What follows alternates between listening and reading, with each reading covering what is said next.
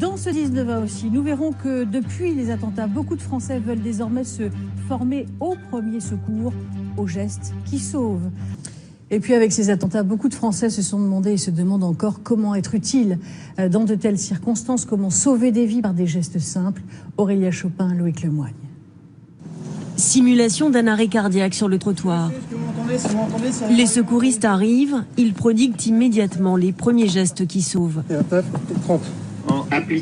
Eux sont des bénévoles chevronnés. Ces exercices, c'est pour ne pas perdre la main et pouvoir faire face à des situations comme celle des attentats du vendredi 13. On essaye de faire des exercices tous les 2-3 mois pour une remise à niveau, puisqu'ils sont tous bénévoles et donc ils n'en font pas tous les jours, puisqu'ils ont un autre métier à côté qui n'a rien à voir avec le secourisme.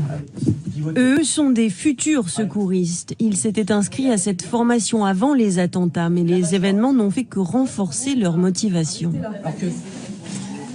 D'accord. Si moi j'arrive à faire, tu peux le faire. À l'origine, je voulais être utile, tout simplement. Je voulais pas faire seulement que mon travail. Je voulais faire aussi autre chose pour la société. Et bien sûr, oui, les attentats ont renforcé un peu ma détermination. Et ce qu'il faudrait, c'est que tout le monde puisse savoir faire, en tout cas, les premiers secours. Parce que ça peut arriver à n'importe qui, n'importe quand. Ève s'était inscrite parce qu'elle a des enfants et pour aider. Mais les attentats ont changé les choses. J'ai des gens que je connaissais, qu'on côtoyait, qui sont morts.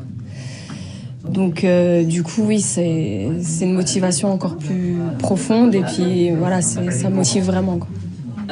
Quel geste? Comment réagir? Comment être utile? Après les attentats, beaucoup de Parisiens se sont manifestés auprès de cette association.